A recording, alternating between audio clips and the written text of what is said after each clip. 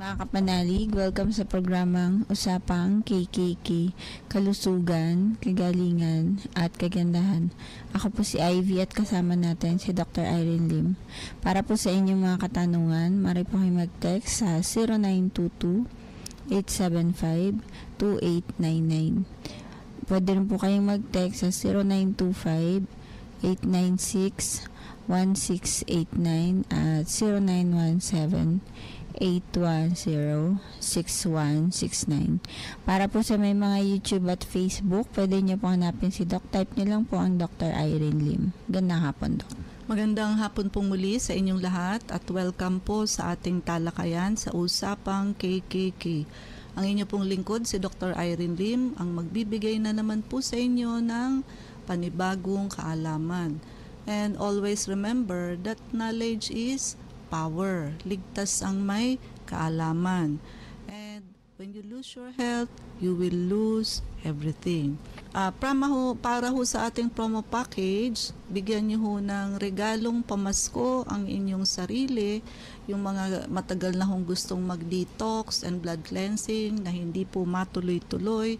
This is the right time kasi ho malaki ang madi-discount ninyo. Ayun po, meron ho tayong promo na detox plus blood cleansing with or without vector scan. But if I were you, try to get yung may vector scan ho. Kasi marami kayong mga sakit na mape-prevent na like cancer. Makikita ho doon na meron kayo yung tatlong cause ng cancer, yung mga may lahi ho ng stroke and heart attack, makikita nyo barado ng circulation ninyo. And also yung may mga diabetes. So wala pa ho kayong diabetes, sasabihin niya na sa inyo ang diabetes. After 6 months or 1 year, makikita niyo ho, diabetic level na nga kayo, no? Pati ho yung laser IV natin, which is isa ho sa ginagamit natin for blood cleansing. So one of the latest from Russia, which is tricolor. So red for chi and circulation, blue for cyst, tumor, and cancer, and also kills all kinds of germs, and green light for boosting the immune system and improving your oxygenation, no? Pwede ho itong i-prepaid na right now. So, para ho hindi na ho kayo masarahan ng aming promo package, plus transferable po ito, no? So, pwede hong panregalo ninyo sa inyong relatives, friends, no? Which is maa-appreciate po nila ito ng maigi, no? Libre na ho ang consultation fee ninyo pag nag-avail ho kayo ng kahit aling promo. Wag na ho kayong mag-isip ng kung ano-anong luho itong Pasko. Magtira ho kayo ng para sa health ninyo for this promo package, no? Para ho maganda ang salubong natin sa 2024. And paki-like, share, and subscribe po. I-type nyo lamang ang Dr. Irene Lim both sa YouTube and sa Facebook. Ang atin hong tatalakayin sa hapong ito ay tungkol po sa harmful effects of tobacco and alcohol. Kung kayo ho ay both chain smoker and alcoholic, ay good luck na lang po sa inyo, no? Bakit po? Actually tinaasan na nga ho ng gobyerno ang presyo ng sigarilyo at alak to discourage people from buying these vices, no? Kaso ho, yung mga talagang lulong na dito, napakahirap po sa kanila ang withdrawal effect. So, nanginginig ho sila, umiinit ang ulo, giniginaw, sweating profusely, ganyan ho. Sa alcoholic po, meron na rin hong rehab, katulad ng drugs, no? Nagda-drugs bath. Sa cigarette ho, wala. No, wala pa hong rehab for that. Actually, we would like to encourage you na kung kayo ho ay chain smoker, kung kayo ho ay alcoholic, and even ho nagda-drugs kayo at gusto nyo hong umalis sa bisyong yan, pumunta ho kayo sa amin kasi sa amin ho talagang may detoxification program sa basic organs ninyo, which is the liver, kidney, and colon, and sa blood ho ninyo. Lilinisin ho yan. Nasa mga basic organs nyo ho yung drugs tsaka sa dugo ho ninyo. Kaya hindi kayo makaalis-alis dyan kasi ho, for example, so cigarette, yung nicotine ho kasi, yan ang nag-uutos sa inyo to get another stick. Yun ho ang addictive substance sa sigarilyo. Sa rehab ho kasi, wala naman ho talagang binibigay dyan na pang detox. So, binibigyan lang ho kayo dyan ng Valium, anxiolytic para kumalma kayo. And yung detox program nila dyan, pang ano lang ho, magpapapawis kayo. So, pero yung iinumin nyo para ilabas ninyo sa katawan nyo, wala.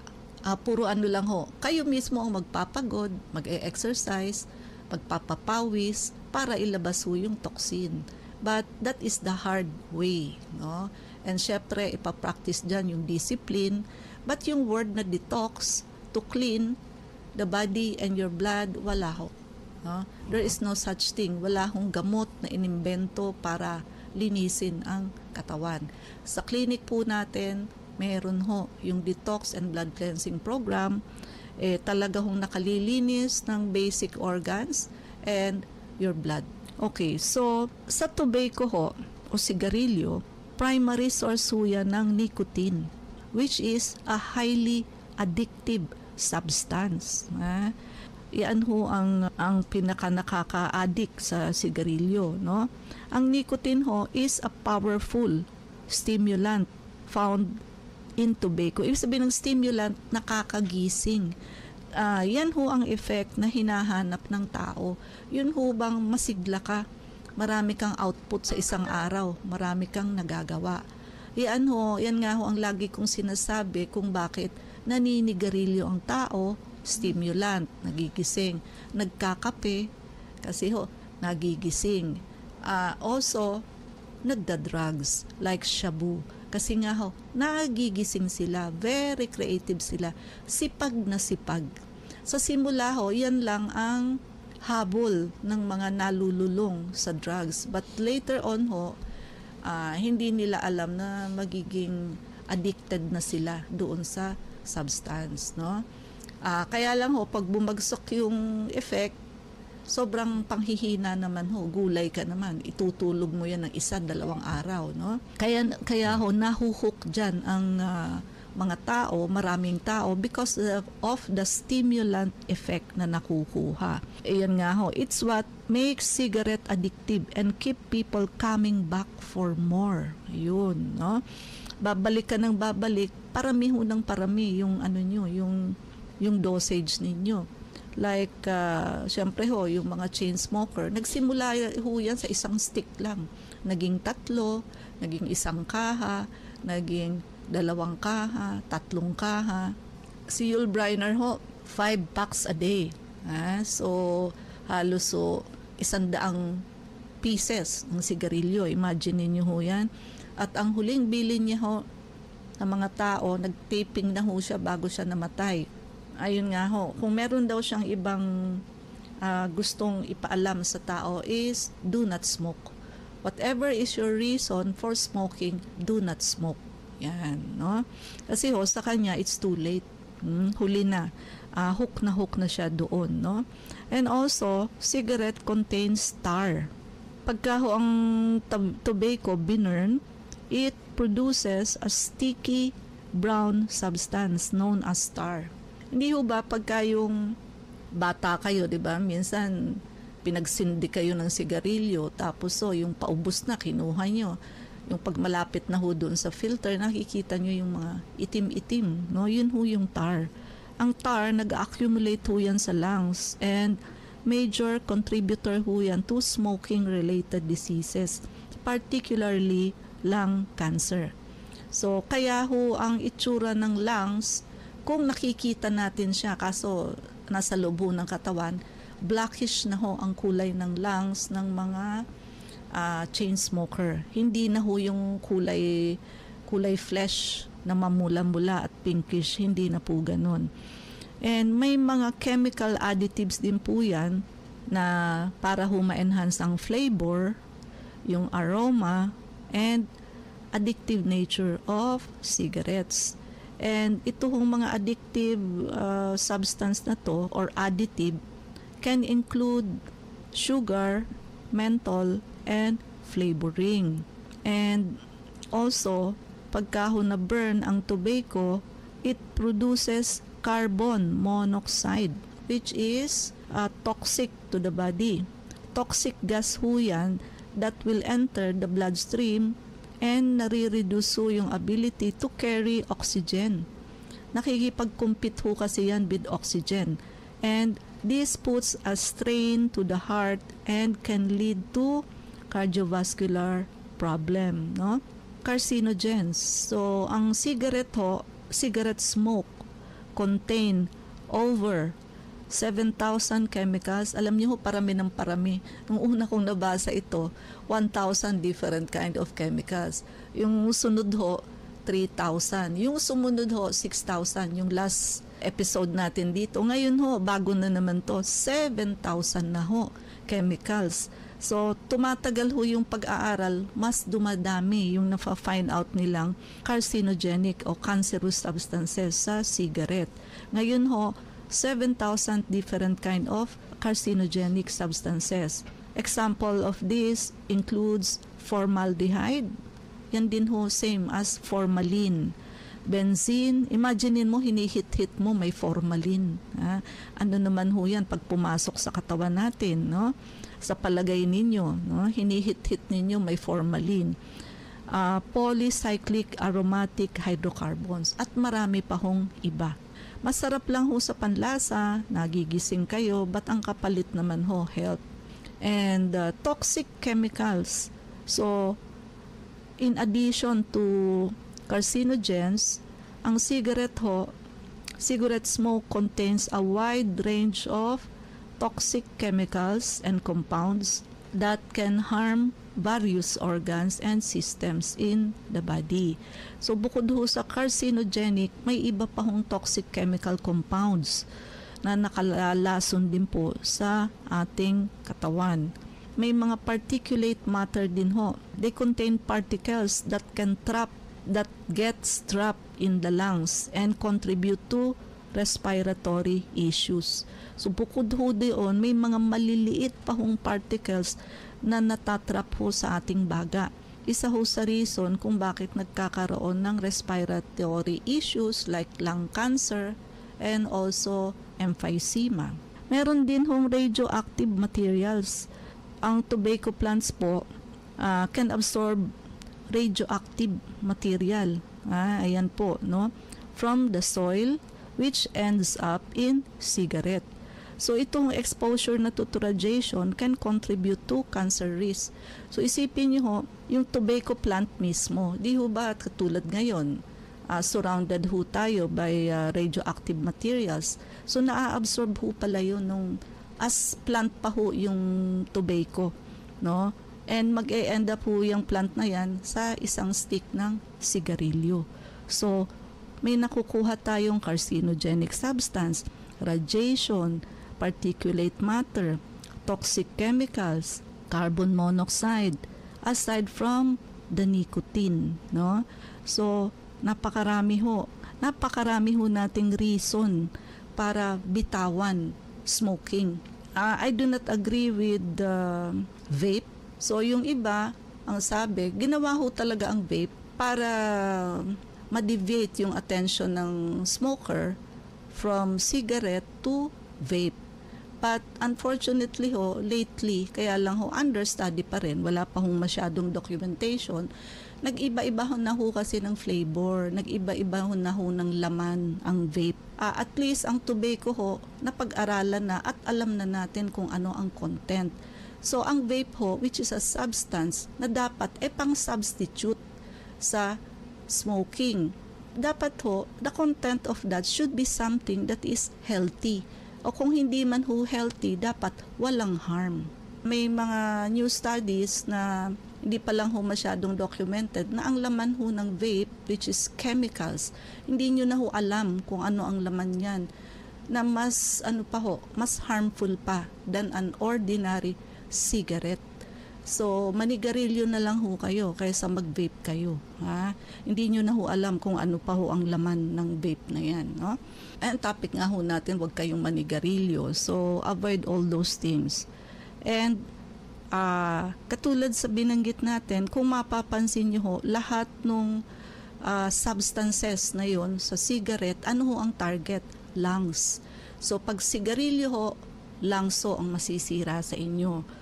Pagka naman ho alcohol or alak, ano ho ang tatamaan sa inyo? Primarily, it is the liver.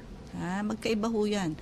So pag sigarilyo, baga, pagka ho manginginom, atay. Karamihan ho sa manginginom, from a fatty liver, nauuwi ho sa liver hepatitis and nag-end up po sa cirrhosis of the liver.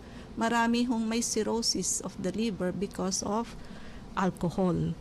And ethanol or ethyl alcohol, yan ho ang active ingredients sa alcoholic beverages. Yan din ho ang responsible for the psychoactive effect of alcohol. Central nervous system depressant ho yan, which means nakakapag-slow down ho yan ng brain function. Kaya di ho ba pag may kausap kayong lasing, ang sagot ho niyan sa inyo, parang wala sa wisyo, no? Kasi nga ho, nakakapagpabagal ng brain function, no? Kaya ho, ang effect ho ng alcohol baliktad, hindi ho stimulant, downer ho ito. Kaya minsan ginagamit ito ng mga hindi makatulog. Iinom muna ng isang shot or isang beer para ho makatulog. Ang nakukuha ho nilang sleep sa pag-inom ng alak, hindi ho siya quality sleep. So, sleep starter lang ho or sleep inducer lamang. Kailangan yung natural sleep mo na pag nasimulan ka na ng alak para lang ba masimulan o ma-stimulate yung pagtulog mo.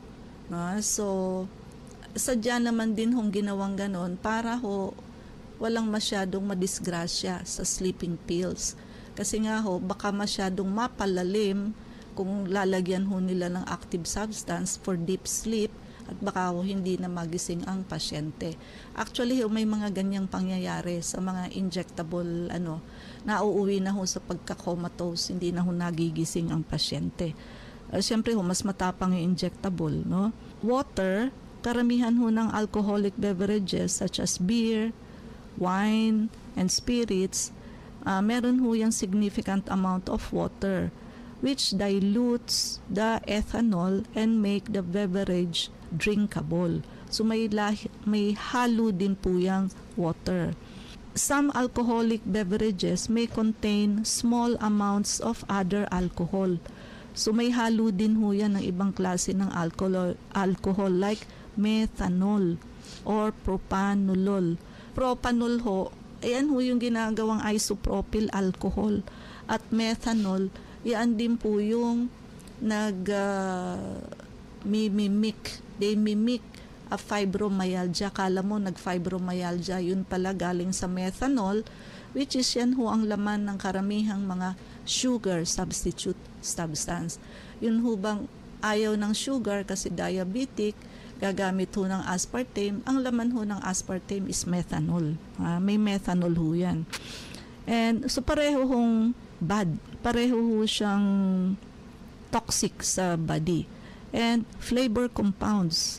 So they contain various flavor compounds that gives them yung distinct taste and aroma. Siyempre ho, dapat ang amoy at lasa ay kaaya-aya para humahok yung manginginom doon.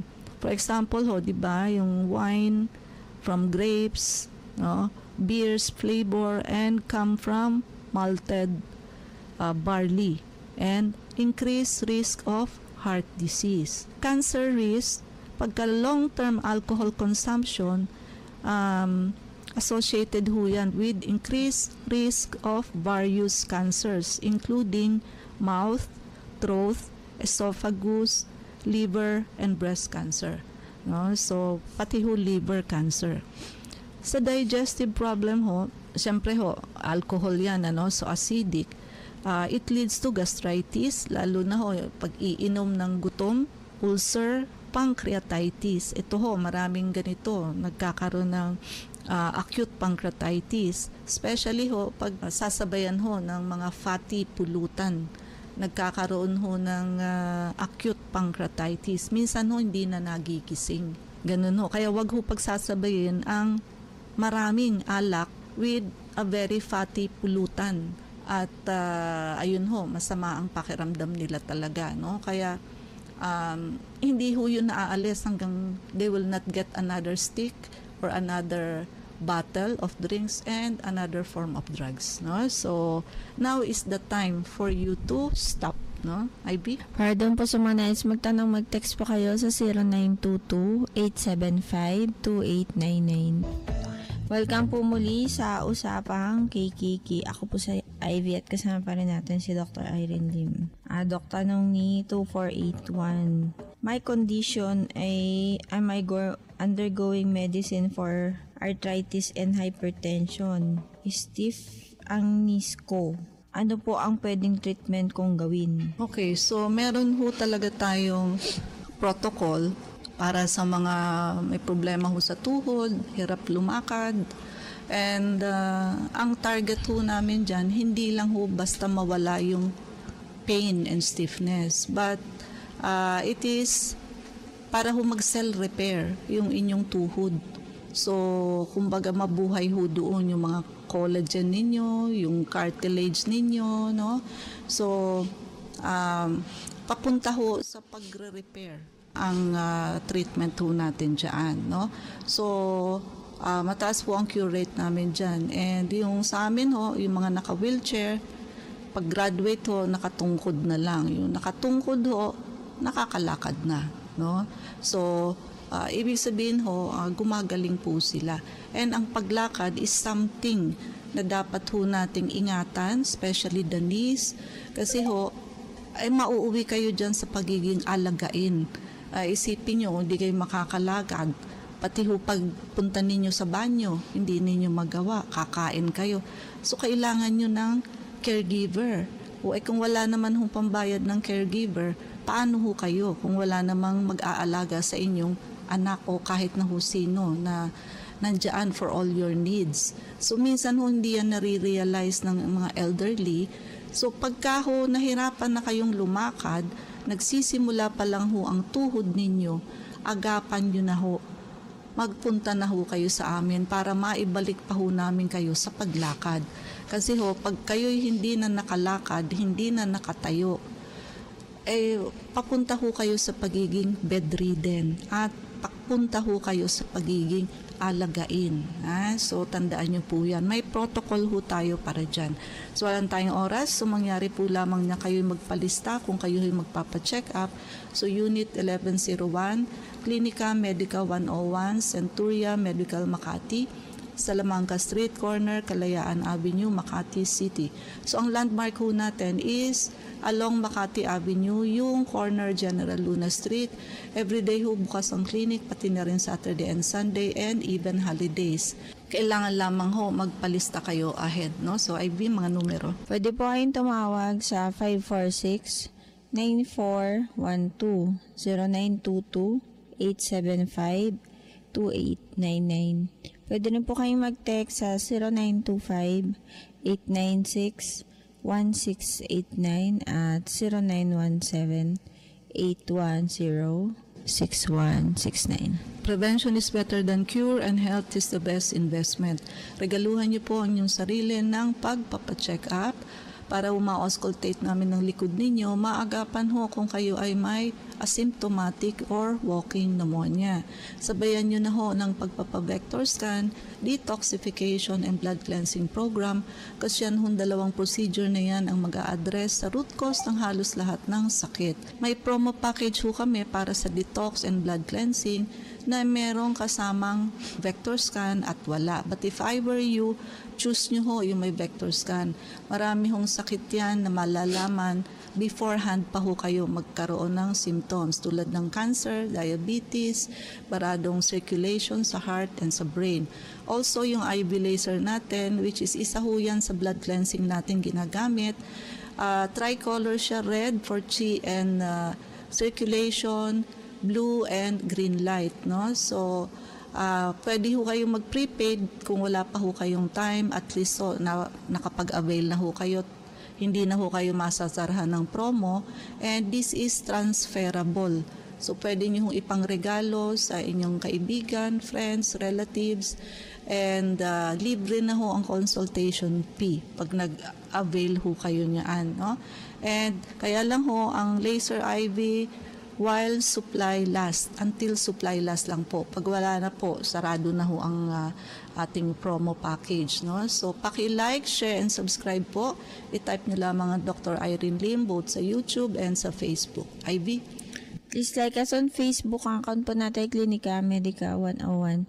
Maraming salamat mga kapanalig sa pakikinig sa amin sa hapong ito. Abangan niyo po muli kami bukas, alas 4 hanggang alas 4:30 ng hapon sa programang Usapang KKK. Kasama natin si Dr. Irene Lim, ako po si Ivy at sumayin niyo ang katotohanan. Salamat po.